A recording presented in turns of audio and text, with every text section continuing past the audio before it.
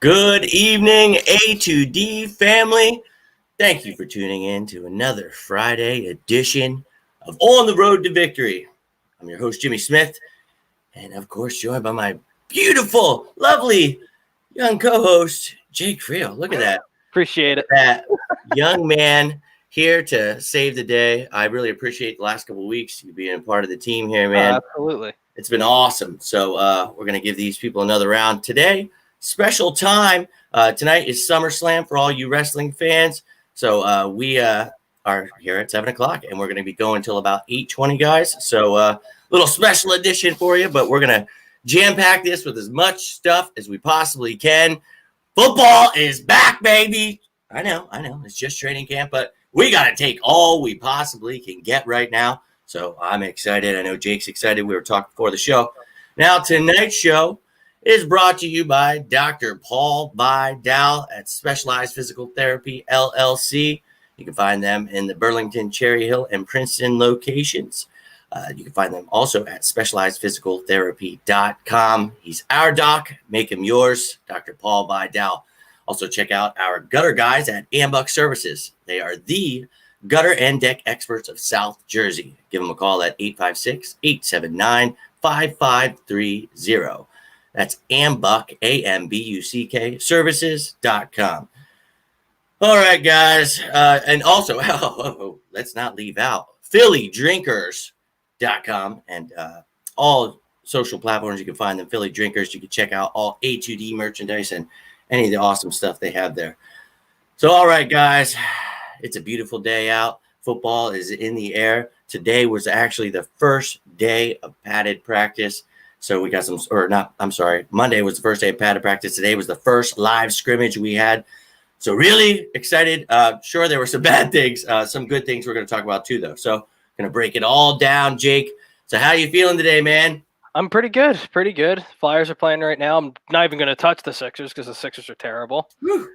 Hope they get swept and Brett Brown gets fired. That's what I'm hoping for. But again, we'll see. At this point, I think the whole world is kind of just hoping for a change because it's been pretty rough. We're all feeling it, man. Yeah, absolutely. I'm a Sixers fan myself, and we were talking a little bit before the show. You know, without Jimmy here, Jimmy Butler was the man. They made a big mistake. Should have gave him 2 max contracts, but it is what it is. And I'm not going to stress about it because, like you said, maybe it's time to blow some things up and maybe move some pieces around. We'll see what the Sixers do. Flyers, excited about them. Hope that they can pull this off tonight, finish the series off the Canadians. It's going to be a bruiser, man. I can't wait. Yeah, I'm excited. Hopefully get home around 9 and get some time in to watch the end of the game. So I'm pumped. Andy, you son of a... Jake's a crumb. Ralph Lakers suck. Well, I can agree with that. And Jimmy is Jimmy. I can agree 100% with that. Thank you for the compliment. I hope you're having a great night, Andy. Trayvon, hi to you as well. Thank you for tuning in tonight. Appreciate all of you guys that are tuning in. Appreciate all the questions and comments that you have for us. We might as well start it off with the poll question. What's going on, Greg? Thanks for tuning in, brother. Hope you're having a good Friday.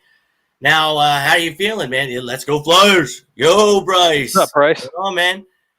Let's talk about Yannick Ngakoue. This man is once again back in the news. It's being said that there is already a move in place. What's going on, Don? Thanks for tuning in, man. Now, this place is said to be for only a second-round pick. Now, this also comes with his franchise tag of $17.7 million. Pretty interesting because we all know the cap situation. We're going to get into that a little bit more actually tonight, but something we've been talking about. Jake, do you agree or disagree that the Eagles should make a move for Yannick Ngakoue? Yeah, absolutely. I agree to the poll, but I know their GM a couple days ago, he said there wasn't any move in place. It doesn't mean it's not going to happen, but I think at this point that they're frustrated. The GM's frustrated. At this point, I think they just want him out of there. It's just a whole mess. But do I agree to the poll question? Do I agree that the Eagles should trade for Yannick Ngakoue? Absolutely, at 100%, absolutely. Because we were seeing reports earlier today. Derek Barnett's out for a while, similar to Exactly. Devon Hargrave. So it's going to be interesting. But at the same time, you have a lot of young guys in the defensive line, but at the same time, you don't really know what you're getting in Josh Sweat. Derek Barnett, I think at this point in his career, I think he is what he is. He's not elite. He's not great. He's good. If he can stay on the field, he's good. But you're getting a premier defensive end in Yannick Ngakoue. And whether it just be for a year or so on and so forth, we'll get into the cap conversation later. But I think they should pull the trigger on Yannick Ngakoue, absolutely. If it's just for a second-round pick, yeah, absolutely. Yeah, and we've been sitting here talking about why you don't sign this guy or that guy week in and week out because of the cap situation we're in until you get someone like Yannick Ngakoue thrown your way. And then it's like, well, you know what? Who gives a damn, Howie?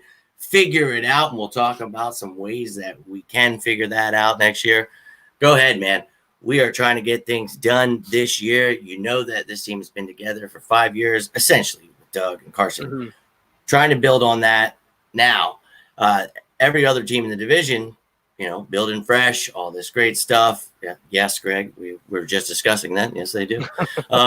But this guy's 25 years old. The dude had over 8 sacks in all 4 of his seasons. He is a beast. He's getting pressure. The last 2 years, I think he's had like 78 pressures.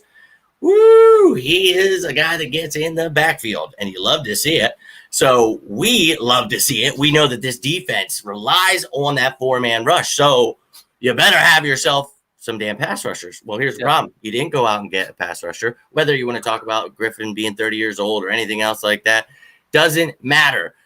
A guy like Yannick Ngakoue, my God, it doesn't matter. Derek Barnett's hurt all the time. Great. Get rid of him next year. Save yourself $10 million right there. If we give up a second one, we'll be able to draft Jalen Hurts back up. Probably. That's great. Probably. Yeah, and that's a great point. Smile Jake is Friday, and Bull, he disagrees. New Madden franchise mode, set the rookie salary cap. Yeah, exactly. Yep. Now, here's the thing. Here's something I talked about the other day on one of my videos. Yeah, I get it. $17.7 million. It's something I alluded to right at the beginning of the video.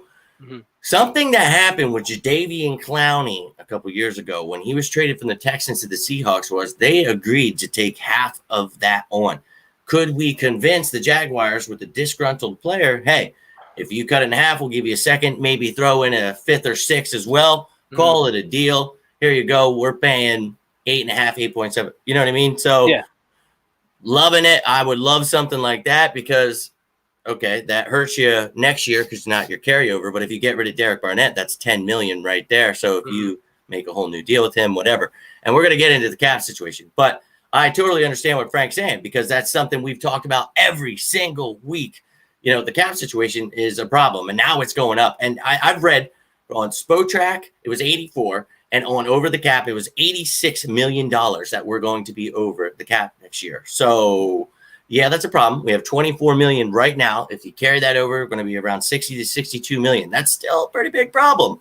So if you add on to that, I don't know if you're going to do it because it's the same kind of deal where you're talking about Jamal Adams, right? Where it's like, of course. And like Frank said, this isn't Madden. Yo, Pete. What's up, Pete? Yo to everyone else that said, what's up? Gavin, everybody else. Sorry if I missed anybody. But yeah, I mean, I get what Frank's saying because this would make it even more complicated. And Howie has never dealt with over $30 million over the cap. You're looking at already double, even if you're carrying over what you have right now. So, my God, why don't we actually just talk about this cap? Because it's like, well, how could you do it? What could you do? There's things we talk about. Alshon Jeffrey, that's $7.9 million right there. You're talking about Deshaun Jackson. If, Rieger and Arcega-Whiteside are stepping up, that's another like $5.1 million right there. Yep. You're finding ways. Derek Barnett, we said 10 mil, but you're looking at these guys that are ridiculous in cap numbers. When it comes to Wentz, like 32 mil, Ertz is 12 mil. You got guys like Malik Jackson making like 13, 14 mil. So you're going to see some restructures, right? Lane Johnson, like this is something we talk about. So as much as people freak out, Jake, I think we can ease the mind a little bit, right? I mean, there's definitely some moves that could be made, right? Yeah, absolutely. But it just depends on the moves that I think we should make. Typically, Howie doesn't make those moves. So Yeah. It'll be like one of those kind of like it's not he's not going to get a blockbuster deal. Very rarely does he do those kind of moves, but he'll get the guy that's serviceable as a replacement for whoever we end up trading or getting rid of. Because it's going to happen with some of these players, Jimmy. It's going to be, I think, one of these unexpected players that the Eagles unfortunately might have to move on from. Because I think you said the cap next year we'd be at 70 million over the cap, something like that. Well, if you carry the cap over, you'll have like 60. Yeah. Yeah, that's crazy. So Yeah. again, it's one of those things to where, unfortunately, depending on how things look next season and how things go, it's going to be tough. But again, we have plenty of time. I think Howie's going to come up with a plan to get that done. And they're obviously they're also there's a rumor going around that Ertz is going to have a new contract soon. So we'll see. Exactly. We'll see how it goes because they're going to have to do a lot of work. Going to have to hire a couple accountants or get something moving because it's crazy. Well, you and I talked about this actually at the end of last week. We actually tried Flyers scored already. Sorry to cut you off. Nice. No, you're good. We talk. I want to know. That's awesome. So we talked about this right at the end. We tried to fit it in last week. You know, Zach Ertz. What's the possibilities? What's going on with him? But it's something where a Cowboys fan was trying to take a shot. Like the Eagles don't have cap space. It's like, well, buddy, one of the things you want to do in that situation when you have a guy that costs you $12 million. Oh, my dog's joining the show today. I guess. Let him know. Let him know the birds are here. Hold on, we're backing up. Go tell him, buddy. Go tell him. He's always on alert. I'm telling you, those neighbors, Dan. We were talking before the show. They get rowdy. I gotta keep them on tap. It's funny. Last night I got to have Connor Miles on, and he was like, "I'm really sorry if my dog."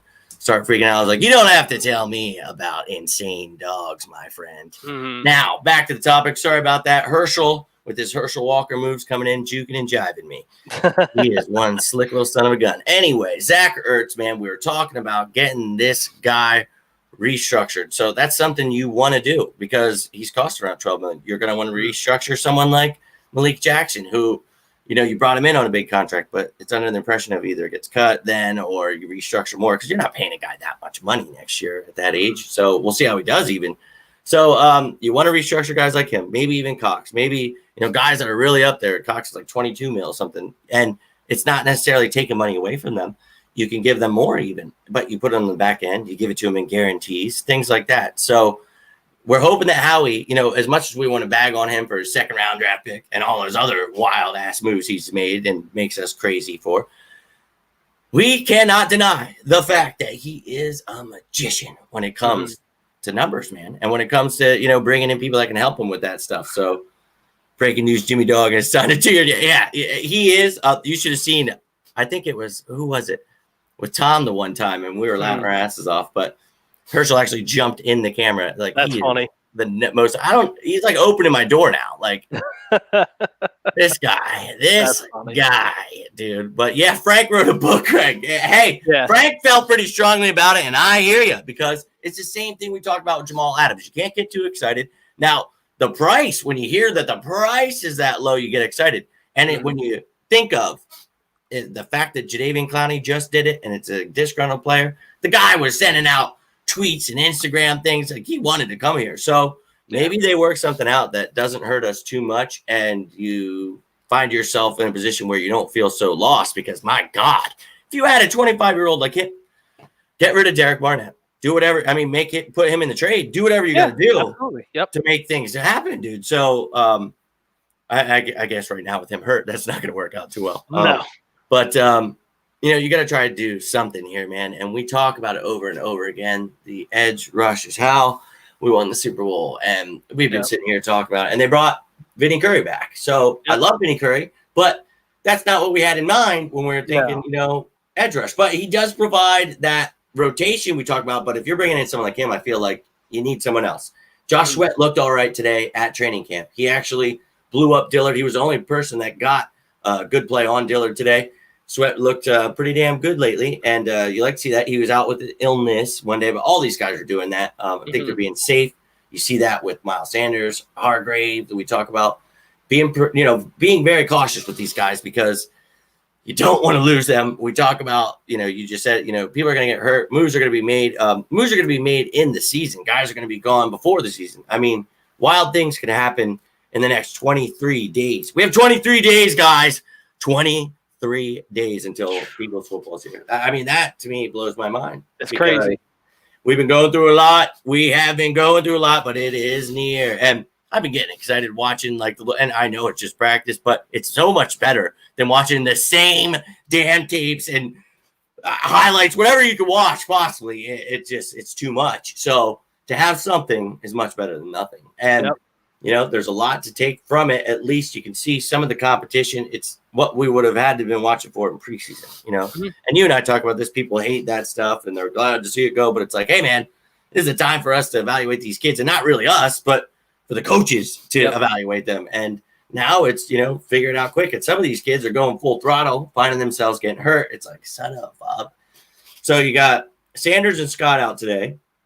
So we actually, something you and I have been talking about a lot, and even Tom and a bunch of people we've had on, the running backs, man. These guys are finally getting a chance today. You see Corey Clement has been getting his, Adrian Killens, Mike Warren, Elijah Holyfield. Deuce Staley's had some high praise for some of these guys. Killens look good, but they've all made mistakes too. But it's looking like we got some competition. Now, we're not even going to sit here, dude, and be like, oh, well, I think this guy is going to make the squad. And we did that before, yes, because it was all like we told you guys, it's grain of salt. And just like right now it is. But at least we're seeing some damn competition, right? And we're finally getting to at least evaluate something. I think in a couple of weeks we'll have a much better idea, obviously. But it's nice to see that they're actually sitting some of these guys out. But does that scare you that they're sitting some of these guys out because they haven't played in 7 damn months? Yeah, I mean, I think, Jimmy, honestly, to be honest with you, I think it's one of those things where damned if you do, damned if you don't, because we heard today that Dallas Goedert got a hairline fracture in his thumb, which isn't anything serious. It's like a minor crack in the bone. That's what a hairline fracture is. So it's nothing serious. But obviously, being a receiving the tight end that needs to catch the ball, you need your hand. So, I mean, by the time the season's already here, I think it'll be fine. But the issue that people aren't talking about, I see a lot of people going, oh, well, if they haven't practiced or whatever, shouldn't their bodies be fine or whatever? Yeah, but there's a difference when you don't have that off-season conditioning. Like, obviously, you're doing stuff off the field, but when you don't have team workouts and stuff like that, and if anyone remembers when the whole training camp started, the league mandated that every team does mandatory walkthroughs for 2 weeks. So when you go from just walkthroughs to just padded practices like we did, you're going to have, what do you call it? You're going to have injuries. Absolutely. That's part of it. Absolutely. So and look at the injuries. You talk about it. You just said Goddard. Ertz is hurt. You're seeing some of these guys show up. Peters was a little banged up, came back, and he got banged up a little. They're trying to be cautious with him. It's like, oh, we talk about this, but he's got to get his legs under him. Then you look on the defensive side, Sidney Jones, you better step it up. You're going to lose that job to Dante Maddox. Derek Barnett, we talk about it. We just talked about it. Hargrave. Also, they're being cautious with him, pectoral strain, but he should be fine, hopefully. But there are a few injuries, but let's not get too carried away about it. We don't have to lose our mind. But also on the same token, you have to realize that we talked about this. Don't lose your mind when this happens, because it's gonna. And pick your poison, because you say you don't want preseason, but that's the time where they knock the rust off. There's no knocking the rust off. These guys are scrimmaging each other for an hour or two. Oh yeah, that's definitely just like a game. Yeah, it's not. So unfortunately, as much as they're tackling and doing what they can, it's scary. But this is every team. You know what I mean? Dude's been making big hits in practice, and where it's practice, but he could be a diamond in the rough. Talking about Shawn Bradley. Oh, yeah, dude. And we're going to get to that. Yeah, we're going to definitely talk about the defense. So we can talk about Shawn Bradley right now, man. Flyers up 2-0 right now. The linebackers are something I'm very excited about, because this is something I know I get a lot of slack for. Is I'm excited about Davian Taylor, Shawn Bradley. I know you are too, but there's a big question mark because they're young. They don't have any snaps. You can be as excited as you want. Who cares? You haven't seen anything. So now we're seeing something. Right. Kids are standing out, but I'll tell you something. Shawn Bradley is the one that's really ahead of the curve right now. And the guy's making big hits, doing things today where he was allowed to really hit, making big hits. You love to see that, because obviously linebacker is the biggest question mark. But the great thing we got to talk about last week was, don't be so worried where it's in the run situation. We're good with TJ Edwards. I like him. We got to hope that Davian Taylor, some of these other guys step it up with Bradley. But then you're looking when it's dime, nickel, when we're in pass situations, please remember that Will Parks can play in that dime linebacker. Like it's going to be him. And if Nate Gary isn't dealing, I mean, as much as people hate on him, he played with a core muscle injury, the same injury that kept Deshaun Jackson out all last year. This guy played through. And he struggled with certain things. And it's like, maybe that, whatever. I'm not trying to make excuses, but let's hope he just progresses. And we can hope that guys like Will Parks, Jalen Mills, Kayvon Wallace playing in those versatile roles can help out those linebackers. So it's a change. Dude, we talk about how much this league is changing where it's always growing more into a passing league, even though they run single back, though, a lot. So you're seeing these trio, quadruple sets, these tight ends that are like receivers. So you need to have corners, linebackers, safeties that can play these versatile roles. Our linebackers are like 240. You know what I mean? Like skinny as hell. Like, dude, no. And it's scary when you're in a league that has some pretty damn good running backs. But look at our division. Yep. Ezekiel Elliott, Saquon Bar, and sure, Adrian Peterson's Old Man River, but there's still some pretty good backs that are hard to take down. Still reliable. Yeah, man. So pretty scary. But hey, man, I like the linebackers. So what are you hearing, and what are you thinking of? We'll just try to stick to what Jerry's question was here. But what do you think of Sean Bradley? And the jobs are up in the air, man. So we talked about it. We think he's going to make it, but do you see him starting? Where do you see him at, man? I mean, from obviously it's training camp, and when you look at the Brandon Lee Gowns of the world giving you breakdowns of play-by-plays that happen in practice, it's one of these things where you get excited for young players and stuff like that.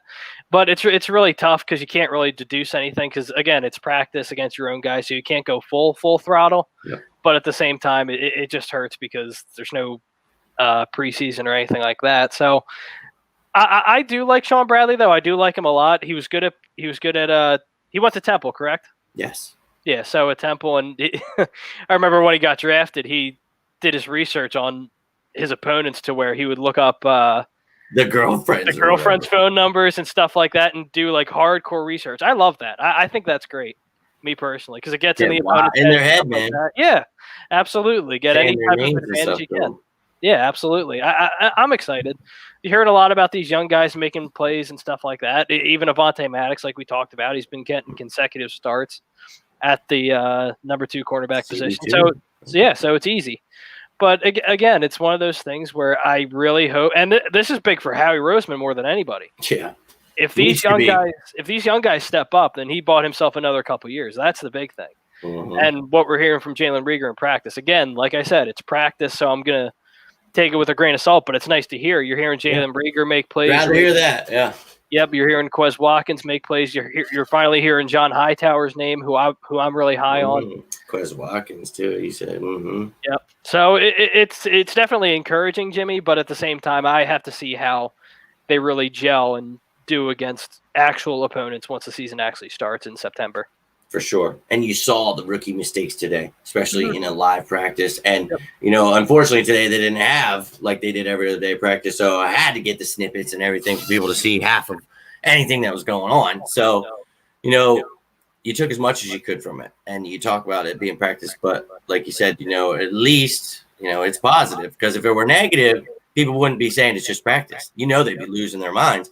It wouldn't be just practice. I mean, when it's good, it's just practice. But when it's bad, So we want them to at least be good in practice because we need them to be good in the game. So at least we had that. And you saw someone like Jalen Hurts, everyone was getting really excited. And I'm happy. I want him to be good. We want him to be good. We want to be able to trade him, do whatever.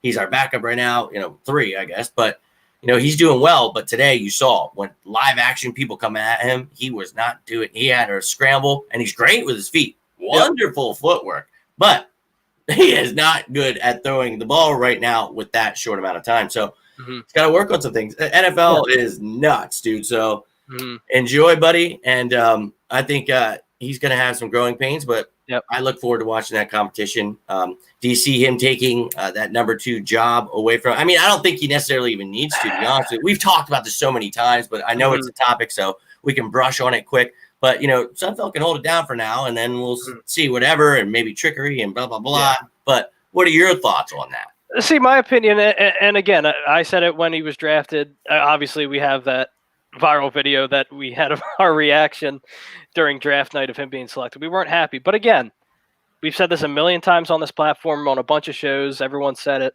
I don't hate the kid at all. I have nothing against Jalen Hurts.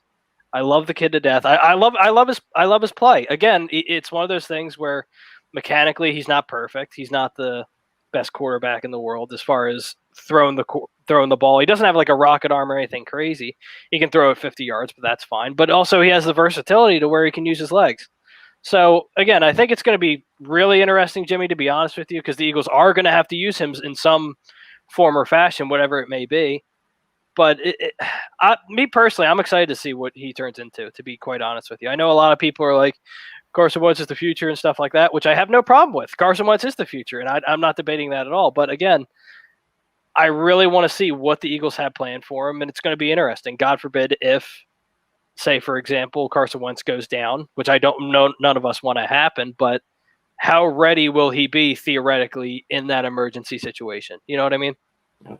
Yeah, and that's why, I mean, right now he's trying to get it in. He's been hitting the books, but now it's grass time. He's out there, he's learning, and, they're going to have to do as much as they can, but they're only getting to these live screens, and you've already seen how he did with the first one. So it shows you that Sudfeld will be there, and he's going to have to do as much as he can in these practices, and I don't know if you're going to really see much of him this year, even, especially not the first half, but you're going to have to be real careful because the kid hasn't had any time. So you're not going to throw him in the fire and let this kid get murdered or like mess up the play. So groom him every week in practice, get him ready. Then maybe halfway through the season, I think you could see him doing more things. But, I think, the kid obviously has a great situation. He's learning with Doug and under Carson.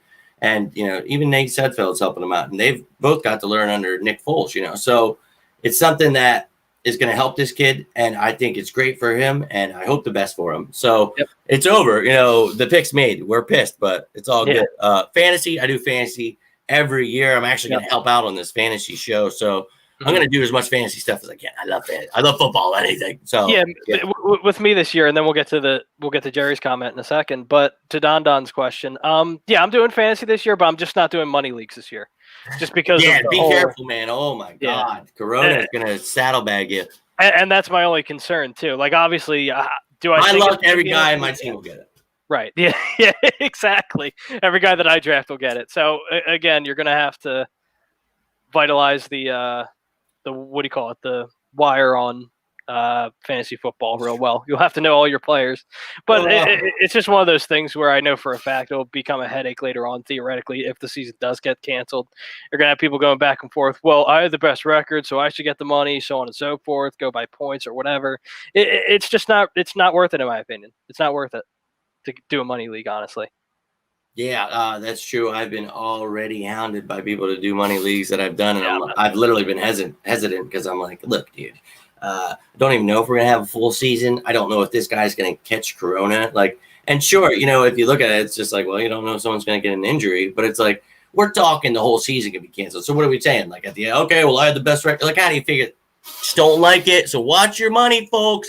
Maybe just do your DraftKings, things like that. If you're thinking about money, quick. Quarter things, plays, whatever the hell you want to do. Gambling's legal now, so go get some. Exactly. But if you have a problem, please call 1-800. I have a problem with gambling, or whatever the hell it is. 1-800. Right. Yeah, that's what it is. Literally, sorry. Yep. So I'm pumped about the quarterback situation. Glad they get to learn. We talked about the running backs.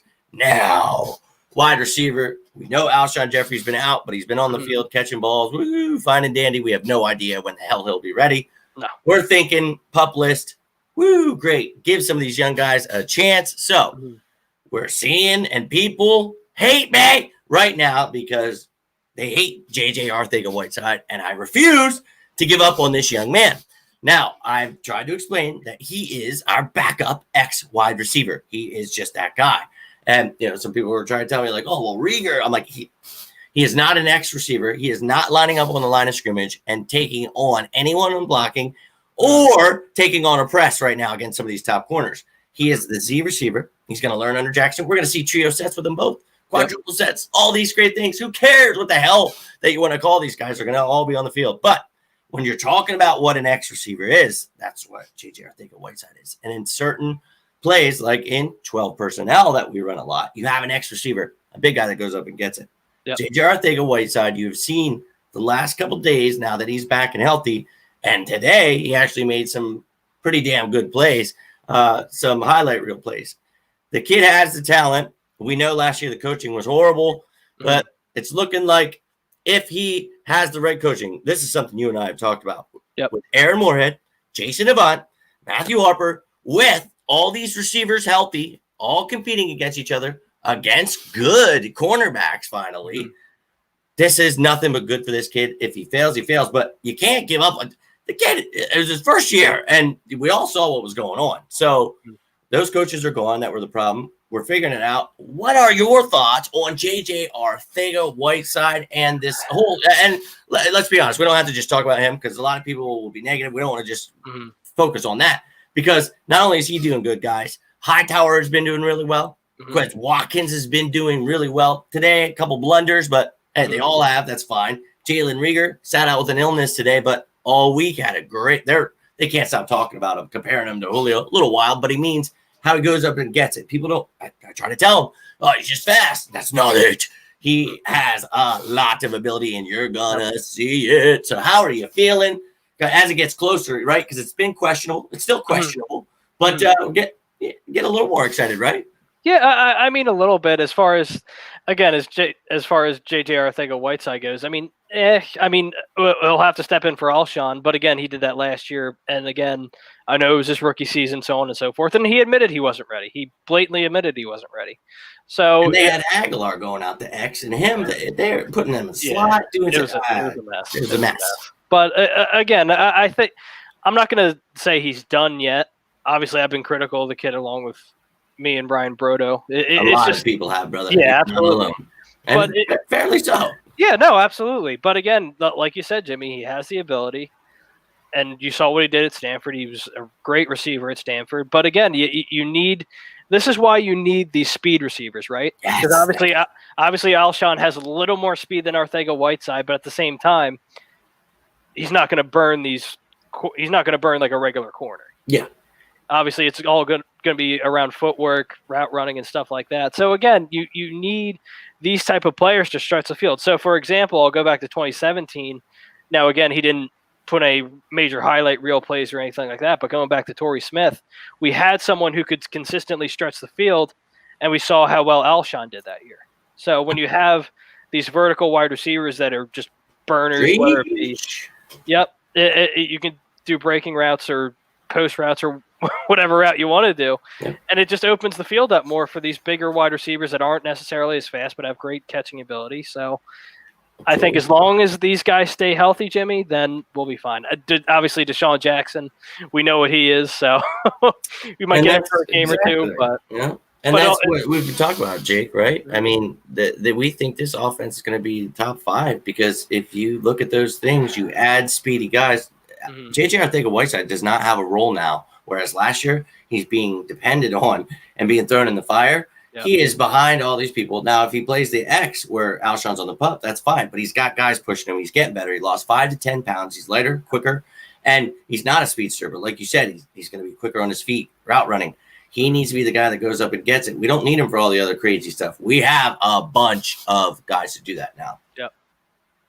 So, I mean, like how it's just like you said, people don't understand what's about to happen because you got a little taste. One game, Deshaun Jackson, what it showed. You talk about Torrey Smith. I talk about that all the time, and that's what we try to draft Shelton Gibson. We try to bring in Mike Wallace. We have tried to replicate that. Now we brought in Deshaun Jackson. One game, boom, then he's gone, and we keep thinking he's coming back. Bring back Shelton Gibson, Marcus, all these guys, not working. So go ahead, and we draft an ass load of receivers with speed. Yep. We even brought in Goodwin. He's gone, sitting out for COVID. That's another name I wanted to mention earlier that you could cut. That's like $4.2 million you could save in the cap right there as well. So you're talking about $18 million, those 3 receivers you can get rid of. Anywho, the guys that we have, though, a lot of speed, a lot of talent. At least we're not hearing they're really sucking. They're looking like Shelton Gibson out there. You know, because if that were the case, then we'd be sitting here like, you're done, Howie. Done. At least they're like, we're at least like, all right, man, we're watching. Mm-hmm. This is your last shot, buddy. Because if you mess this up, it doesn't matter because you drafted Jalen Hurts. So now everyone other than him has to now be good. They're like, thanks, Dick, because literally, well, he better be hoping to God that they are performing because we're looking for his head. Because, dude, we're this close. Like, we're still a Super Bowl caliber team. And you're absolutely. quarterback factory. We don't need anybody. No, just a bunch of guys that get injured. I mean, look at Brandon Brooks. That's another one. He has to restructure next year. He costs $14 million against the cap. Not a guy that gets hurt. You're one of the premier guys. That's fine. Let's backload it. Guarantee you some. Not costing that much on the cap. That's ridiculous. So, love the guy, but you should have known that. We talked about this over and over and over. So, we've talked about it over and over what this offense is going to do. And not only will it open up guys, and then when Jeffrey comes back, a couple big guys, a couple speedsters, and then you talk about the best tight end duo in the league, Zach Ertz and Dallas Goedert. So it's just going to open up things for them. So pick your damn poison. And then our running back, Miles Sanders. I've been laughing watching some of these fantasy things. They're already, Now, first off, it's going to be spread around so much. Maybe you are a little hesitant with certain players, but the fact that people think that these guys aren't going to have great seasons, they're all going to feast. So strap in, folks. This offense is about to take you back to a year 2017 where you're allowed to eat in restaurants. Well, I'll tell you what, we're about to get back to the promised land because I can feel it. I know if we can just get healthy, and every team's going to deal with this. You saw the Cowboys lost McCoy. You see it all. Look, guys, part of the game, and sure, it's different this year, but let's just roll with the punches. If any team can do it, man, we're sick of it. I know. I'm trying to be positive here, and even as I'm trying to be positive, I'm getting pissed at myself. So you're allowed to be mad at me. I'm pissed, guys. I want us to be healthy. Every day that I see, like, well, this guy's hurt now. Well, this guy's out with a tummy ache. I'm like, son of a bitch. But with this corona going on, if you have any kind of not feeling well, they send your ass home. And rightfully so, because if you take out Carson or anybody else, then we're coming for your ass. So now we're all scared. I can't. So, watch your fantasy, guys. A guy I do like, I don't know how much you've heard, but I know Mike K is big on Noah Tagai, a guy that's really been getting some chances with these tight ends sitting out. He's getting first-team reps along with Josh Perkins, his competition.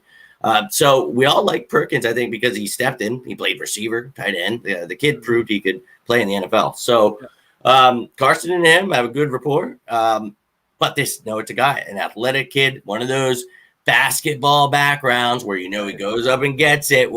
Goddard, Ertz, guys that we like. So if he can learn how to block, be better than Perkins did. I mean, you see him. What do you think of the kid? We don't have to talk about if he's going to beat him out because they could both be on the practice squad to keep it. Honestly. Yeah, to be honest with you, Jimmy, I'm not necessarily really excited. I mean, obviously he has ability, and a lot of these guys do. But again, I think we already know what we have in Josh Perkins. He's not elite or anything like that, but he's reliable, especially as a number 3. But again, I think right now at this point, I think it's Josh Perkins' job to lose at this point. Yeah, and Josh Perkins, a reliable guy. So it's definitely his job to lose. But, you look at this, there's a good opportunity for these guys to shine. Great question, Don. This is something that, we definitely wanted to talk about last week. We did. We've talked about this. And it's funny because people lose their minds. And first, it was Quez Watkins. Then you see Deshaun. Look. This is practice, and a lot of these drills are made for wide receivers. I used to play wide receiver. I'm telling you, these dudes get pissed off. You got a whole open field to just make moves and dance around with them while the quarterback's just sitting there pretty. So I promise you that don't read into too much people because you'll see it. People are losing their minds about Darius Slay because there was another one. Somebody, Hightower, actually got him yesterday. And people were losing their minds. But then there was one where Nickel Ruby-Coleman jumped in and got Jackson. So it's like, you said it earlier. Like, they watch one effing practice. And, you should just be happy that these guys are giving us at least a little insight. And just watch the video and be like, okay, I saw his footwork on this. I saw what he did there. Take it, shut the hell up, and let that be that. Learn something from it. Instead, this guy is the next. And it's just like, you know what? Simmer down. Now, okay, maybe I'm being a little hypocritical because I am very high on Jalen Reagor, but this is before training camp, guys, right? I'm rightfully so pumped up about that one, okay? So don't call me out on that, just saying. But these other guys, let's calm it down. Let's calm our jets. But like we also said, let's at least be happy it's not, a usual Eagles training camp. Well, this guy tore his ACL and this guy, like we're getting by, guys. Because watch the other teams and see what's happening. It's out there, dude. So with this extended practice squad, we're going to see some of these guys we like, though, able to actually make the team. So that's nice. Get locked in. I'm pumped about it. But to answer your question, Don Slay, I think is doing really well, other than there's a couple plays where it highlight him not. And but those are going to be the only ones to get on Twitter. Exactly. So it's like they want to put that to fit the narrative of what. Exactly. And honestly, they even tell you what they're trying to show you. So don't.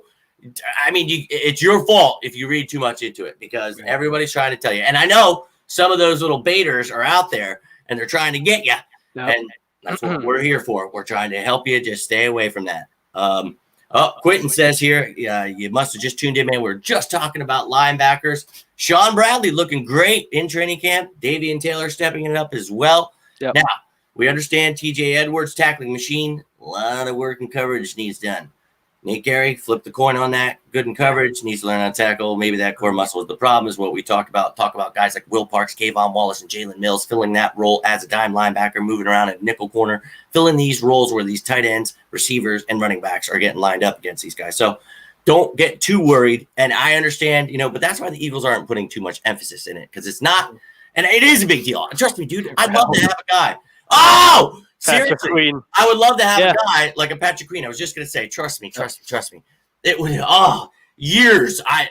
You guys are going to, I wanted Reuben Foster a few years ago. I wanted somebody. I just want a linebacker. Dude, I grew up watching Trotter knock people's heads off. So it's like, I would rather have, not even just, I want someone better than that, and I love you, Trot. You're my favorite Eagles linebacker, and no knock on anybody else either. But I'm just saying, oh, my God, could you imagine a real middle linebacker, a Kuechly, anybody? I mean, just somebody that could come out here, Ray Lewis, like just a monster that could take over this defense and lead. But a safety even I've talked about. So trust me, guys, I'm with you. I'm only here to try to make you feel a little better about what the hell we do have. And trust me, if we had someone like that, I'd feel a lot better. But they want to take Jalen Hurts, right? Mm-hmm. What's the kid's name from Wyoming? I know exactly who you're talking about. If his name escapes me, why the hell can I think about it right now? I know exactly who you're talking about. Can't think of him, but I remember being like, okay, this is the kid we're taking. But I also thought, man, there's Christian Fulton. Man, there's Lord Cushenberry. Man, there were so many receivers. Even would they double dip? Would they get a big one now? I thought, oh God, but. No, Arcega-Whiteside's someone they're really relying on. So I swear to God, it's not just this draft class. You better hope that last draft class steps it up and Derek Barnett steps it up. Yep. You better hope to God that these guys really pan out. And I get it. Quentin, trust me, man. I'm with you. We're with you. We were just talking about linebacker scary, but watch for Will Parks. Will Parks. I cannot say his name enough. When he was signed that day, found a little video of him, made a little post. He actually retweeted it, and then Darius Slay retweeted it. I was like, shit, my phone blew up. But I was like, I'm letting you know, dude, I see your game, and I see you fitting. First 2 years, he was doing great. The guy was actually PFF's most improved player after that second year. He came out swinging as a third safety, guy helping in situations where he will help here and special teams. But then Vic Fangio came. He changed it up, not really using much. He's going against, dude, Justin Simmons is phenomenal, the safety for the Broncos. They got a guy, losing my mind right here, something Keenan something is their slot guy. They used to play with the Texans. Now he's Bronco. I don't know why I'm losing it today, I'll tell you that much. But this guy pretty much just lost his job because the defense changed. Yep. He's looking for a chance to shine. Coming home to Philadelphia, where he's from. Went to Arizona for 4 years, the college, and then he came out, played for the Broncos for 8 years away. He's home, doing great things already in the community. Dude, how are you excited as I am for this kid? Because I think he fills up that whole linebacker a lot. Yeah, it's going to be interesting to kind of see where they put Will Parks. And again, Jimmy, it's going to be one of those things kind of getting on the versatility that the Eagles are looking for. You're seeing Jalen Mills kind of do that Malcolm Jenkins type role where he dives down to linebacker in the slot. And I think that's really what you're going to get from Jalen Mills this year. Obviously, he's they have him named as a safety, but I You think don't want him they're gonna single put him- high. right. And I think we all know how that happens. But Yeah, dude.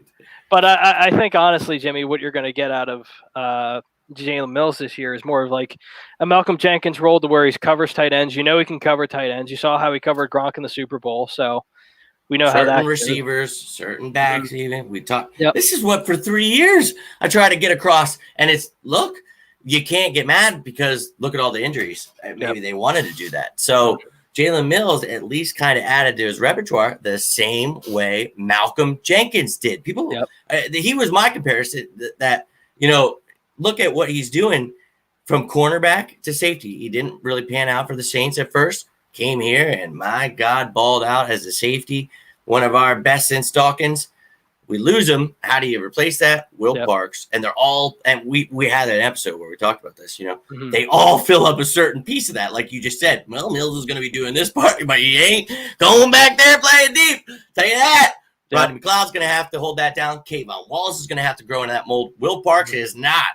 Will Parks and Jalen Mills are going to be more of the linebacker type guy that you're talking about, where they're going to also play a nickel corner where it's more of the big nickel corner where you're covering guys on the line. You don't want them in space. We all know that. So these guys will be utilized. Who cares who the starter is? The same goes for the corners. I said before these actual practices started, I didn't care if Vontae Maddox was called cornerback 2 or not. I want Sidney Jones to pan out as cornerback 2, but Vontae Maddox can have more snaps just because of the dude's versatility. And that's one of the things that Marquand Manuel brought up today, the new D-back coach that we're both very excited about. So he was excited as hell for him, and Mills talked about their versatility and, you know, Parks, all these guys. So if you notice, there's a recurring theme here, guys. These guys are versatile. They're fast. Now, if they can stay healthy, it's pretty awesome. I saw Logan Wilson. Don, thank you very much. I don't know why the hell I can't think today. But, yeah, that was the linebacker from Wyoming. Bryce, I love the roster too, man. We had an episode where we broke it down. It's hard not to get excited on paper, though, man. You know, but it's on paper. We've had our bomb scares with dream teams. We know what it's like to have the best on paper. But the positive thing Jake and I have been bringing up is the fact that this team as a core has been together for 5 years. So, yeah, there's new pieces. There's things being added in. But these were the pieces that were, dude, we already had the foundation. We just needed these final things. Like Deshaun Jackson's here. Well, now Jalen Reagor's here. Alshon Jeffrey's here. And we got that Super Bowl. That's the old team, man. This is a whole new team. That window's closed. This is a new one, man. So it's time to show this team a fast, dominant with Carson Wentz, man. Look what he did in 17, like you said, with Torrey Smith. And Alshon Jeffrey, not still as good as he was on the Bears. These guys both come in. There was talk the years before about Eagles are going to trade for him. Eagles going to trade. Didn't have to trade shit. Nope. Go ahead. Sign these guys and win a Super Bowl. Now, he did. Howie threw us a curveball, traded for JHI mid-year. He made some moves that year, man. I was impressed with the guy. So maybe this year, Howie's got something up his sleeve for us. We're all holding on to everything we got because we taste it, man. And these last few years have sucked because it's injury after injury. So it's like, okay, if you know that, get some damn depth, man. If Derek Barnett sucks, get Yannick Ngakoue, trade Barnett and figure out how to, you know, make more cap space, dude. Figure out what you got to do. It just drives us nuts, you know, because we've been like, look at this team's done. Yeah. Even the Super Bowl year with injuries, and then the next year, and then the next. We had no business. If Alshon didn't drop it, though, we could have beat the Saints. I mean, we had no business. We had no business any of these years. We had double doinks. Miracles happening for these teams, man. And you love to see it. I mean, we want to win. Hell yeah. But it's like, we shouldn't be in these predicaments, man. So we've changed the medical staff. We've tried to add depth. We've tried to get younger. We've added speed. I mean, holy shit. I mean, if you're complaining at this point, there's nothing I can do to help you. Only thing I can, and we all can agree on, is that second round pick. They didn't do that. I don't like to play what if. But dear God, what if? But now, before we get to the defense, let's touch up a little bit. And we did touch on the defense, obviously, but let's touch up on this if we're keeping on track in our minds. The offensive line, Jason Peters, obviously old man River, 38 years old, coming in, had to go out, comes back in. Who starts week 1? So I'll get to that in a second, Don. Jason Peters, he literally is going to have to sit out sometimes because he is older, but we're going to have to worry about that in games. We talked about me and you know, not just moving from the left side to the right side. His muscle memory in his body, the soft tissue injuries, all the things are going to happen, and it's scary. Mm-hmm. But you saw Pryor get his chance today. Mm-hmm. Got annihilated. These guys were getting eaten alive. Mailata sucked beyond. It's looking like it's the end of the road for him. He missed a couple practices, came in today, got his ass handed to him. Yeah. I mean, good for Malik Jackson. Malik Jackson to middle, dude. 8 people. He had 3 sacks today. Hill and Osman had like 2 apiece. We had 13 sacks in total. And this that's not good for our offensive line, man. Mm-hmm. And that's something that we talked about. Dillard looks good, thank God. Had 20 pounds of muscle. Thank God. Only thing I saw real bad was that Sweat got him, but that's good. Wasn't too big of a problem from Dillard where Sweat's looking better, so that's a great thing. And you're gonna lose at times, dude. But the kid's getting better. He's stronger. So I'm excited about Dillard. And maybe we get to see Pryor, what he does at right guard. Look, we were talking about a few weeks sooner. How are you feeling about this offensive line, man? The offensive line, obviously, for the most part, it's pretty much the same, minus obviously Dillard and Jason Peters switching spots. But I think other than that, Jimmy, to be honest with you, my only real concern, and it's not even like a major concern, if anything, I think it's Dillard that's the real question mark. I want to see more than obviously we saw last year how he did. Just look at the Khalil Mack tape from last year against the Bears. But I just need to see him do that on just a consistent basis to where he gets his footwork, his hand placement's good. And I'm not going to say nervous, but I'm optimistic. I'll go that route. I'll say I'm optimistic. I'm trying to be optimistic myself, brother. And we got Chase Young week 1 and a plethora of other badass linemen in the Washington football team. So, he's going to get tested. We luckily got, guys that are leaders and, Hall of Famers, dude. We got Lane Johnson, Jason Peters, Kelsey, and Sayamalo has proven to be a good lineman too. So, and exactly what a shocker it would be. And, we've talked about this. We have to have depth. So go figure that he would provide no depth. But, at least there's another body. We know what's going on there. What's going on, Chrome? Absolutely agree to the poll. Yep.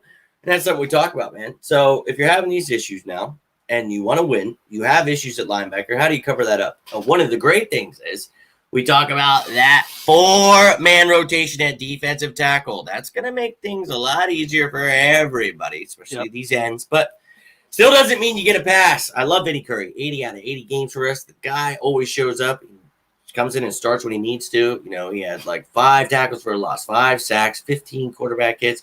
You love to see this guy actually still playing at that level. So I'm glad to have him back, but this still doesn't answer the problem because if Barnett's gone, we need the rotation. It's not that I don't like Sweat or Avery. I'm hoping the best for them. And I'm high on Osman. He got hurt last year. Sharif Miller was out today, so not looking good for him. There's some competition, but God, son of a Yannick Ngakoue, a 25-year-old kid that I would put myself in that bind. That's one of those things where you're like, man, I got a lot of bills to pay. I've got all this stuff, but there's just this sale on something. I don't know, whatever your heart is, whatever you're into, man. For me, it'd be like some kind of Eagles gear. Sometimes like, oh my God. And that's just calling your name. And you're like, you know what? I'll figure it out later. I don't care if I put myself in a bind. I'm buying it right now. I'll figure it out. Yep. Yannick Ngakoue is that item right now. And for a second round pick, that's it. That's a hell of a deal, Bob. I'll see you in a few. I'll be down. If I'm Howie Roseman, I'm on the phone right now, and I'm figuring out a way to get them to take injured Derek Barnett somehow, get $10 million off there next year, all that good stuff. It'll save us. Hey, let's figure it out, guys. Howie Roseman can do it. Maybe throw in a couple picks extra to figure it all out, but things can be done here, guys. And if we're looking for a Super Bowl, can you imagine? And how we could do this, man. I'm getting my heart's pumping just thinking about it, man. So hell yeah. Just thinking when I heard that news, I was like, I'm not getting excited. Okay, I'm getting excited. See? Don's getting excited, and he's not even a damn Eagles fan. You know it. If Yannick comes to the Eagles, oh my God, that will add. We talked about what Malik Jackson did today, and he had Fletch next to him. But just imagine when it's going to be Hargrave, him, Ridgeway, they're going to rotate throughout a game while these linemen are getting worn down. They're going to be rotating, and they're just going to beat the hell out of them. So I'm excited about that at least. But there's definitely question marks. We talked about the cornerback, and I really don't care. I think obviously Maddox is a little shorter. What I really need to see is Sidney Jones step up, because I already think both of them are going to need to be used. I think they both could have a chance to have some, key roles, but we already talked about the 6. I think it is. I think obviously Slay's your starter, and Nickel Roby-Coleman's your slot. If Avonte Maddox is your 2, Sidney Jones behind him, LeBlanc, who I love, behind NRC. And then you're looking at, if you keep 6, maybe Rasul Douglas there. If he can, he's been doing work with the footwork king and doing all the great stuff. Yeah, I want to see it, because you're getting your ass burnt. So if he does make the team, it's only because they love him. It's not, and I always have these guys like Matt Collins last year. I guarantee he's going to make the team, but he doesn't deserve to. Now, if he makes the team, we'll find out. But at this point, let's just say those 6 are the most, in competition. They really like what they see from Michael Jacket, whatever, the undrafted free agent kid. He's 6'2", a bigger guy. So, hey, if he can beat out Rasul, because Rasul sucks, there's a bigger guy for you. Right. You never know. I'd like that because we know what we have. And I'm going to be honest. And I'm sorry, Rasul. You've had years to prove it and had plenty of opportunity. Can't do it, yep. Haven't seen it. And everyone talks about him moving to safety. To be honest with you, I think they probably tried that, and they've seen how well he doesn't work out there either, because he's not tough enough to be an in-the-box safety, and he's not good enough to be a single high safety. So and he's not a dime linebacker guy. So nope. I don't think things are going to go well for Rasul Douglas, man. But those corners that we did talk about, you talk about the cross-training from moving around, all these things that they're doing with these guys. They are learning inside and outside, because Slay's going to be shadowing some of these guys like Hopkins, Julio. These guys move inside, outside.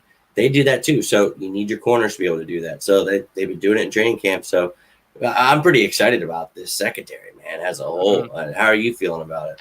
Yeah, me personally, I'm excited. But what people have to understand as well, the whole, and it's same thing with offensive line and wide receiver, the whole defensive line and quarterback position. It's a symbiotic relationship, right? So, for example, let me just go to the offense real quick. If the offensive line's blocking well, it gives more time for the quarterback to read the defense and the wide receivers to get open. And if the defensive line gets pressure, it gives the opposing quarterback less time, and more often than not, they'll throw an interception or just a bad throw.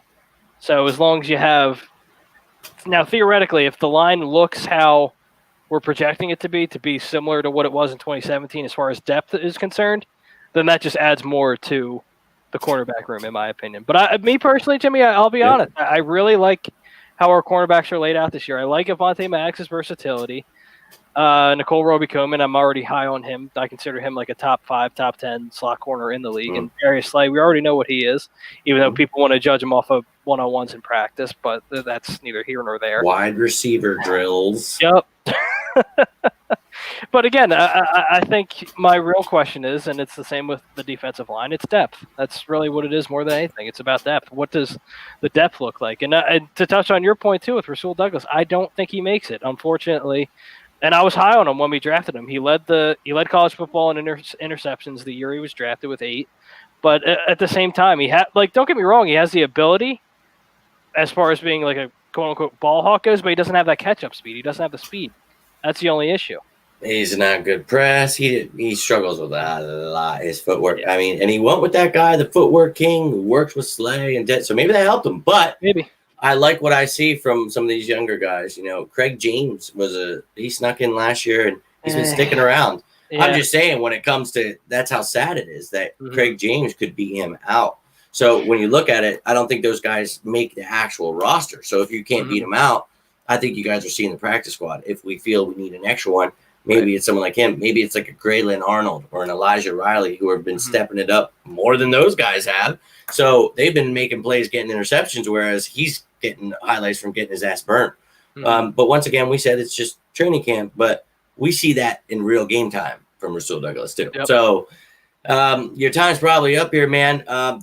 One of the names that Doug brought up himself, though, he only mentioned one corner, and it was like one defensive player other than Bradley and Taylor. He was talking about Michael Jacket. So I'm intrigued to see what this kid's got. 6'2". I remember that. Yeah. Big guy. Hey, you never know. Diamond in the rough. Remember Brandon Bauer? So you never know what you're going to get. I think that he's somebody that could really, compete with Rasul Douglas. But once again, that's like a practice squad spot because we've got a big practice squad now where you can place guys on that and not have to waste a spot on some of these guys that deserve to be here. But like you said, concern about depth. But once again, didn't we just talk about the versatility? So if you look at just that top 5, okay, you look at those 5 guys that can move inside and outside, all of them. Sidney can play inside and outside, even if he's the last guy you're talking about. You talk about the top guys, Slay, NRC, Avante Maddox, Kervon LeBlanc, and then Sidney, inside, outside. Then you're looking at your safeties. We just talked about how those guys are versatile. They can play some of that nickel role. Linebackers moving around.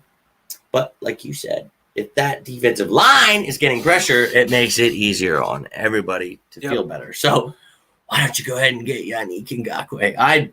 I'd be all for it. But once again, Frank, Frank was felt very strong about this earlier. He does not want to see how he put himself in a situation where he is in a bigger hole.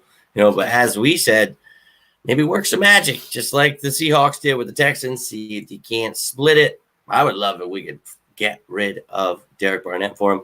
Not that I've completely given up on him, but if you can give me Yannick and that's something that needs to happen, you're damn right. Give him in a second, though. That's pretty rowdy. I would expect maybe a 4th in return, something like that. They've got a couple young players, intriguing, so we could see what can happen there. But first game is in Washington, so we're going to go on the road, hopefully get that. What's up, Ted? Yo, Ted, my man. Thanks for tuning in, brother. Rather have Hargrave or Yannick? Well, I'd like to have both, my man. Yeah. But I'd rather have Yannick because we need an edge rusher. Now, that's because I like the other 3 defensive tackles, and I feel more confident in that position. That's the only reason I'd say that. But I love Hargrave, another young kid, 26. He's going to come in here and show people what the hell he is. In this system, he is going to thrive next to Fletcher, Cox, or Malik Jackson, or Hassan Ridgeway. So I'm excited about it. Very, very excited about it. But that's a tough question, man. But that's what I'd go with. How about you? Yeah, obviously, like you said, Jimmy, I'd rather have both. But given that Yannick's younger and obviously one plays defensive tackle and one plays defensive end, but you just look at Yannick's body of work and it's just you can't say no. Dude, 8 sacks in his first 4 years. Yeah, nobody does that. Yeah. He's phenomenal. He's 25. We talk about that. That's someone you could grow with. Brandon Graham's getting up there in age. Maybe if you had to get rid of him, I would hate that. He's a leader, but that's a name. That's a name, Jimmy. Absolutely, that's definitely a name. I don't even like saying that, but he's a guy I love, but he's on the plus side of 30. So you're looking at a guy that's 25, dude. And he's been so good his first 4 years. Imagine what he would do in this defense. That would send us all the way to the top, I think. Yannick, that's a good little statement down there Ted made. Yes, Don Clowney is a free agent, and Ted, Trent Cole, that's a good comparison. Yeah, he's a beast. He's a hunter. I like that, man. I don't know. Nobody gets compared to Trent Cole yet. No, you're good. I wouldn't say Trent Cole, but just because Yannick's stronger. But I get the comparison. Absolutely, I get the comparison. Quick off the hands, like you said, stronger. He could be better, dude. Put him in this system that has a number 1 corner, a number 1 slot corner, like Jake said. Top 5 guy in my mind too. I think that this dude, oh my God, is going to feast. So. If you give us, that's Hargrave. If you give us Yannick, though, oh my God. I know people say Clowney. I know Don was asking, but I don't want him. I don't, especially, what he did, but injury history, lack of production, things that I don't feel, and I'm sure his price dropped and maybe he'd be easier at this point. But if you asked me that question, maybe I would all day take Yannick, even though it would be a lot more costly. I would take him over Clowney. How about you? Yeah, no, I absolutely would. Absolutely. Sorry, but Clowney, he's good, but people pay attention more to the name than they do his stats. You know what I mean? Sure. Throughout his career, I think the most sacks he had in his career so far, I think it was like 9.5. He hasn't hit double digits yet. Exactly. Even next to J.J. Watt, he didn't hit double digits. Yeah. What's up, Tom? Exactly. But yeah, JJ Watt, perfect example. What up, Tom? But that's the thing. He's next to JJ Watt and he still wasn't producing, right? I made a comparison where his numbers are literally similar to Derek Barnett, and people are complaining how much Derek Barnett sucks. So it's all about the name, like you just said. 4-3 NFC teams. Do you guys see trading for Seattle and Dallas? Probably. What's that? Yeah, can you redo that question again, Ted? I'm not sure exactly what you're asking. What's up, Todd? But Tommy and Todd, what's going on, guys? Bring back Kelly Green. Yeah. I'm all about it, dude. Yeah, absolutely. Love me some Kelly Green. You know, I don't know why with the one shell rule. You're a It's something with like something with the helmets or something like that. It's a one shell rule. That's what it is, and it's stupid. You can only have one colored shell, so that's why the Broncos had to change to like a dark blue, and you don't see. Dumb. Yeah, some of these teams can't have throwbacks. Like that's us. So dumb. Yeah, so it's really stupid. Todd hopes we pull the trigger. Yeah, man, we've been going all show about that, and hey, man, if you want to win a Super Bowl, that kind of name for a second-round pick, we're talking about bargain bin shopping. You see a sale, doesn't matter if it's your last dollar. I'll figure it out later. Fly, Eagles, fly. Go, Flyers, Michael. That's the roadmap. That's right, on the road to victory. Let's go. I'm pumped because, having live practice today gets you excited. I've been jacked up all day. I was up at 6 a.m. today. I don't know why. I was pissed off at myself. Like, practice doesn't start till 10:30, you son of a... Didn't even get to see any of it either. So it's like, I was just pumped. I had some other things to do, but I was jacked up. I need football desperately. I don't even give a damn if it's bad in practice. Gives me a little taste of something. I can take a little grain of something from it. And like we joked about earlier, we're not going to lose our minds like everyone else. Hall of Famer, this guy, oh, he's a bust. Oh, this guy sucks. Yeah, he's the best. People lose their minds. We know. We get it. We are all just sitting here and at least taking in what we've got. So, which NFC teams with the 4-3 defense gotcha do you see trading for M? Talking about Yannick. For man, front 2 Ds and 2 D tackles. Yeah, I would hope we would, man. The Cowboys already got themselves Griffin. They have Alden Smith they brought back. And clearly, they have Lawrence. So, they've got guys. Maybe the Giants. The Giants suck, though, so who knows? Washington football team is loaded at defensive, and they just drafted one. So maybe the Giants would try. But he wants to go to a winning team, man. So the only team I see him going to in the NFC East is the Philadelphia Eagles.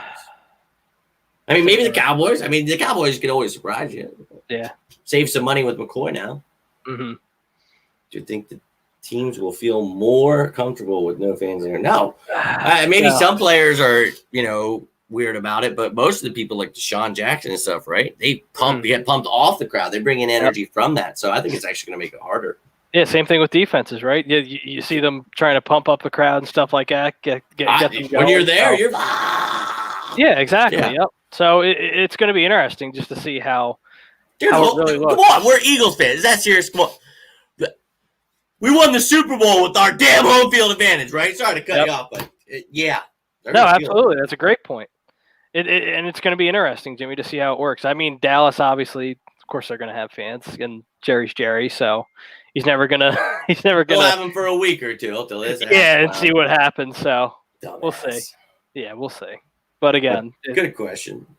But I mean, you got to think about it, bro. For other teams, maybe if you're a Chargers, team, maybe you'll be used to that, so it's not really a big deal. But for Eagles, man, you know how we are when we get in there. Yeah. Oh, it's just we're different, man. So, and we take pride in that, and I love it. And that's how we helped our team. We did our little part, screaming our damn faces off. Oh my God, what a great time! But love what you're seeing from the receivers. Yeah, man, we're pumped. We're talking about it. We're not going to lose. Oh my God, he made a good pass or catch in practice. Yeah, well, he better. We're just happy that it's not the opposite. That's what the emphasis has been today. We're not pissed off that they're dropping it, and there have been a couple, but they are not sucking it up. They actually seem to, what we've been talking about, it seems to be panning out. So let's not get ahead of ourselves, but we are thoroughly excited about this wide receiver room. Jalen Reagor coming with that speed, Hightower, and then Quez Watkins. You love to see it. Let's hope everybody stays healthy, and this battle continues for the next 23 days until we go into Washington and beat the living hell out of those no logo, no name pieces of trash. I cannot wait. I literally got an ad the other day, and it was for T-shirts for the Washington football. I'm like, did they seriously make gear? Mm-hmm. Just says Washington football. Fantastic. Cowboys not a 4-3 defense no more, playing 46. Yeah, I didn't think so. But I mean, if you're talking about who could add them, I think it's maybe the Giants. But like I said, winning team. So agree with you there. Book of high quality. How was it in the bubble? Oh, dude, yeah, Ted, I got to go to that Sixers game. Oh man, that sucked. The Sixers suck. And it was rough. But what was cool was I was in a group, and like you literally were like talking with these people, like hanging out in the seats. It was weird. You could see all of them, but you could see the game. You're watching the game, but there were just Celtics fans everywhere in the state. I'm like, they put me in the right place. I put on my Eagles like Rey Mysterio mask. I had like a Spider-Man mask on at times. I was really getting them going. But yeah, Ted, that was great, dude. It was a good time hanging out and at least, having fun until just near the end. It just sucked ass. So, yeah. But yeah, Rager's not going to surprise anyone here, Michael, because I'm a Monster fan. But I agree with you. A lot of people sleeping on him. A lot of people wanting a lot of different people.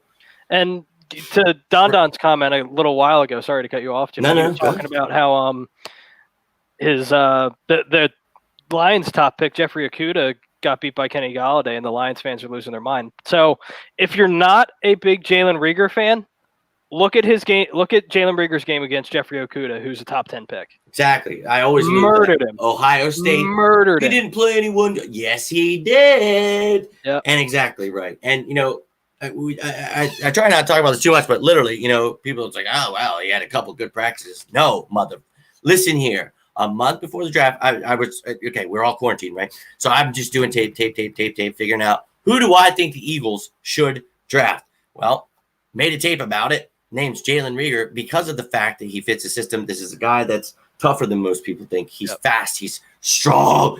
Works on all three levels. He can actually catch the ball. His concentration drops. We're playing with a crappy quarterback, the fourth lowest pass percentage.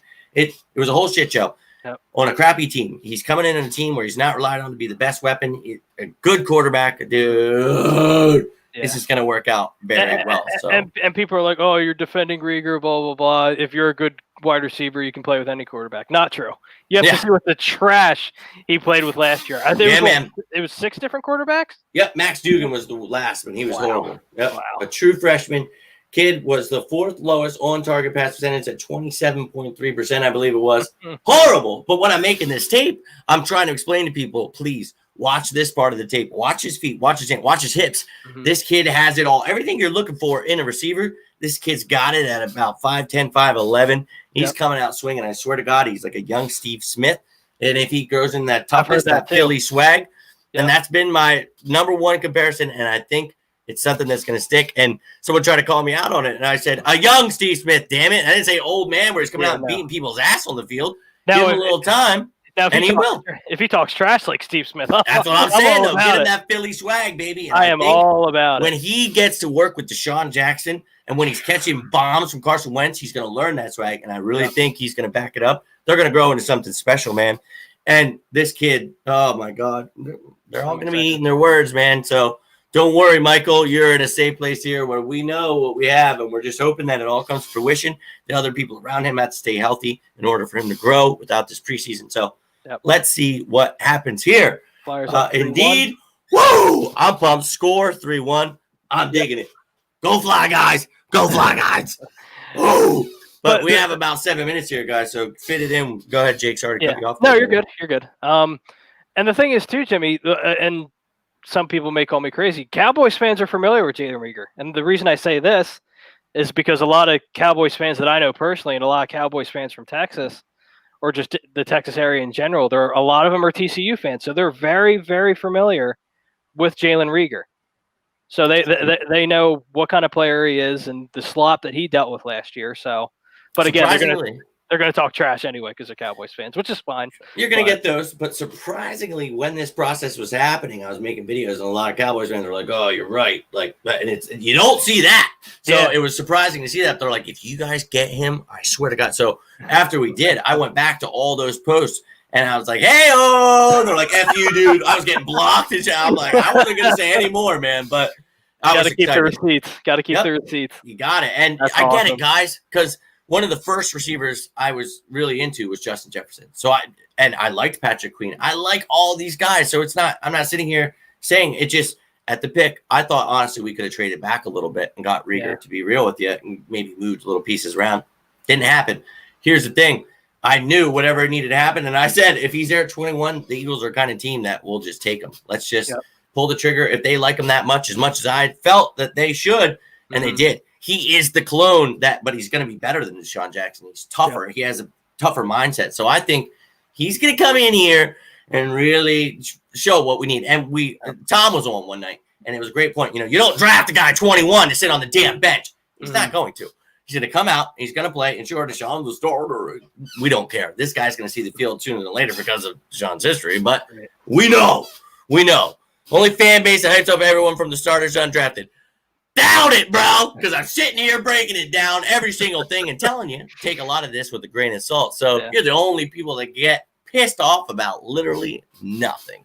Calm it down. If you want to get a little bit of real talk in, that's what we do here. I'll give you credit where credit's due, whoever your team is. I talk real football around here, man. We talked about every person that's getting excited about this, not getting excited about that, to chill the hell out because it's training camp. So calm it down. You're the only people that get upset about a very passionate fan base that's excited about football being back. If you're not excited about football being back, I question what kind of fan you are. Thanks for tuning in, though, dude. Really appreciate it. Where you been, Jay? Where you been? Think the Eagles Cowboys is going to be hella close. Yeah, that's right, Harry. A couple weeks ago, right, Jake? Our topic was Cowboys. Woo! What an improvement they have made on offense, defense. Then they went ahead and added Everson Griffin in that time. Got even better. Sure, they lost Gerald McCoy, but we talked about him being older, rotational guy, so not a huge loss. But, hey, Cowboys are nothing to joke. Dude, I'm telling you, team's going to be good. But we beat them with less last year. So we got better too. A whole lot better. So I'm excited about the Eagles. And I get it. You're allowed to be excited about your teams. And that's what we're here for, man. Agree to disagree. The Redskins defense, man. I agree with you, Harry. We have talked about that over and over again. There's a couple Redskins fans that tune in sometimes, and we talk about that, man. Week 1 is going to be a huge test for this offensive line. They just got their ass kicked today. Get in gear. Watch some Trey Thomas film. Watch some trench talk. Learn yourself something because you got a tough test. You got a tough test, Harry. I agree with you 100% on that. Todd Maddox running away with quarterback too. Yeah, and we talk about that. Even if he would have lost a job to Sidney Jones, you got to see this guy getting more snaps than him anyway. Maddox is a versatile guy. Jake talked about how much he loved him. You got to love it, dude. You do. Check on Kev. I heard Jared sit. I got to see what this kid's so high on him. I have missed all this, but it's Kevin. It's Kevin. JJ, TCU's your team. Hey, you know that. And I'm not just hyping people up, bro. I'm only busting your balls because you're trying to bust mine. But here's the thing. We talk real football around here. And Rieger is a guy to get excited about, man. I was hyped about him a month before he was an Eagle, okay? So how can you tell me I'm only getting hyped up because he's an Eagle? I jumped through the wall. Dude, I was losing my mind when we drafted him. So was Chuck's, yep. So it's like, look, man, I try to tell people a month before it. I try to tell them after. It's like, look, this is why. Watch it. But watch what I said before he's here, because you know a lot of people do that. Well, yeah, I knew. He's a guy. I did 34 mock drafts. He was on one of them. It's like, all right, dude. Like, that's why I only did one. And it's like, look, dude, here's my mock draft, you know? Yeah. So, I mean, they took at least 3 receivers before. Look, man, I get it. There were some amazing receivers, and there were 3 receivers taken before him. We didn't have the chance to take those guys. And whether or not how we could have traded or not, it didn't happen. They like Rieger. I like Rieger. You watch TCU, you know what he's capable of in his first 2 years. So watch it, man. Watch. You're going to hate it. You're going to hate it. And we've got a lot of speed. So I'm excited. You got any last thoughts for us, Jake, before we get rolling out? And guys, you can keep doing anything you get going. Sorry, we're at a weird time, but SummerSlam's tonight, so check that out. Yeah, absolutely. But no, I mean, like you said, Jimmy, earlier in the show, it's only 23 days away, you said. Yeah. Football's that's crazy to me. Only 23 days away. It's great, and we've been in a bubble. We've all obviously we haven't been in like a bubble for that. It feels like forever, but it's only been what 5 months, about that, give or take. Be doing It's the been whole like 7 quarantine for and me. stuff like that. So yeah, it's crazy. Well, So you know me, I'm immunocompromised, and I told you, right, Drifter McGee calling it out. That Yeah. girl killing people at my work. I called it. But, Yep. We But dodged a bullet there, bro. yeah, again, we'll see. But I'm excited. Flyers are up 3-2 right now in the second period, so hopefully they pull out the series win tonight. So go Flyers. When I get Sixers back to winning. stink. Sixers stink. Of course, So of course. that's pretty much it on my end. Yeah, no doubt. Well, thank you, brother, as always, and we'll be Absolutely. back next week, probably 9 o'clock. We're just helping these guys out for in this very ring, right? That's what it's called. Yep. With Chrome. Check it out, guys, for all you wrestling fans. SummerSlam big night, so they're going to be on tonight, I believe. Now they've changed it to 10, maybe, but after the Flyers game, I'm gonna have to pick up the old child. We're gonna have to fly like a demon out of hell. But Don, you're right. They are finna to be nice. We're gonna whoop that ass, dude. We're gonna be nasty as hell. Thank you so much, Don, Ted, JJ, everybody that tuned in. Tom, thank you so much for the platform that you give us to be able to do this. Ralphie, thank you so much for producing it, everything you do. Jake, thank you so much for being the co-host here. Yeah, absolutely. Bringing that fire, brother. Enjoy it. And I can't wait. Next week, we just keep getting more and more information, and more things to, process and just bring it to you guys. So we'll talk about Wentz. We know he fumbles, but let's talk about Dak next week not being able to beat the Garbage Pail Kids at wide receiver. You hate to see it. None of those teams could beat the Eagles that were battered and bruised. So, hey, the Eagles now have weapons. Watch out. But every team's got better in the division. So I'm very intrigued to see what happens this year. It's going to be a great year. Thank you, Don. Always a great time with you. Thank you, Ted. Always a great time with you as well. You guys check out Dr. Paul Vidal at specializedphysicaltherapy.com. Also check out Ambuck Services, AMBUCK Services.com. Philly Drinkers for all of our merchandise. Thank you so much to everybody that tuned in tonight. We will see you guys next Friday at 9 o'clock. And as always, go Birds!